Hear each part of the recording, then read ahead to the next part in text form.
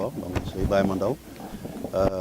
Au sortir de ce CRD que le gouverneur a bien voulu convoquer, je voudrais d'abord, avec votre permission, saluer et remercier l'ensemble de la population thiessoise, les autorités thiessoises, tous les services civils et militaires qui ont tenu à être présents dans cette réunion.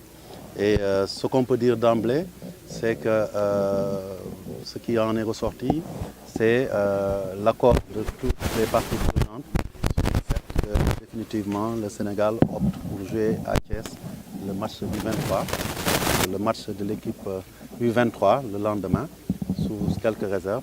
Donc, étant entendu que le troisième match devait se jouer certainement à Dakar, à l'épaule. Tantôt, nous avons deux plans A. Et je pense que l'intérêt de faire en sorte que ce terrain soit homologué est lié au fait que ce cas de figure que nous connaissons actuellement peut être appelé à se répéter.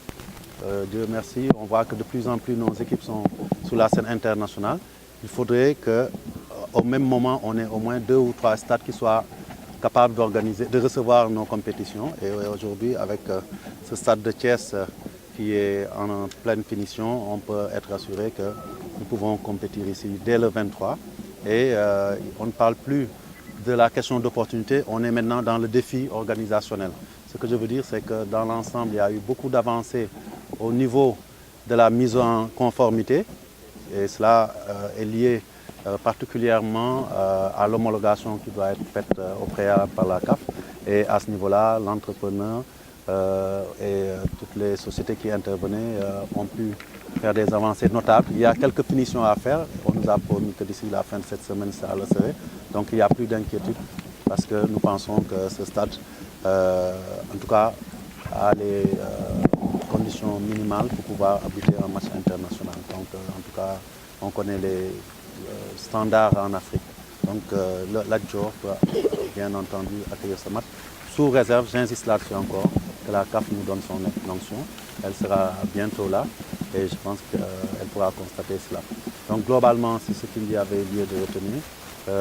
Après, nous avons évoqué les aspects organisationnels liés au match et à ce niveau-là aussi, toutes les parties prenantes vont travailler la main dans la main pour régler les derniers détails. Parce que nous voulons une organisation parfaite, comme cela se fait à Léopold Senghor, ou pourquoi pas par le même ici au stade Caroline Faye, parce que je pense que Thiès a déjà organisé des compétitions, il ne faut pas abuser, c'est la région de Thiès.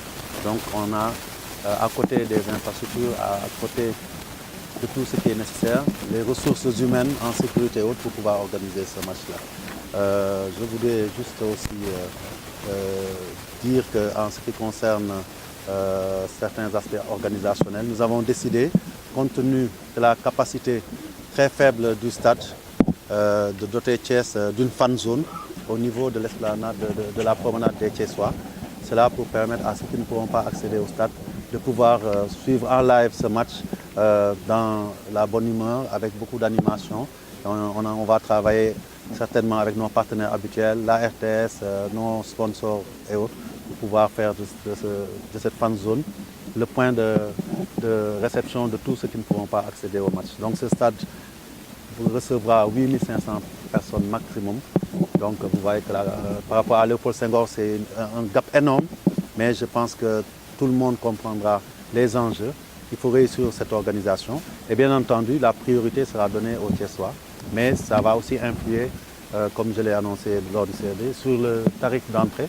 Parce que quand on a une faible capacité, l'un des leviers pour pouvoir réguler le flux, c'est d'appliquer un tarif qui est plus élevé que d'habitude. Donc il faut que les gens s'attendent à payer un peu plus cher, parce que malheureusement, on n'a pas assez de place pour tout le monde. Et les matchs U20 se jouera C'est programmé actuellement pour le 24, donc le lendemain. Donc on risque d'avoir à Thiès 2 matchs de suite. On est resté peut-être plusieurs années sans en avoir, mais on va battre le record de compétition sur un stade. Donc on va jouer 2 matchs de suite, et le 23 pour l'équipe A contre Madagascar, et le 24 contre la Guinée pour l'équipe U23. On va saisir la CAF parce qu'il se posera des réglages par rapport à l'utilisation du terrain. Parce que chaque équipe qui joue, équipe étrangère, a droit à utiliser le terrain d'entraînement la veille à l'heure du match. Donc on va introduire une demande dans ce sens-là au niveau de la CAF. À défaut, on leur demandera, pourquoi pas, de décaler le match contre la Guinée au 25 pour leur permettre, s'ils tiennent à jouer, en tout cas à utiliser le terrain d'entraînement la veille pour nous conformer à cela.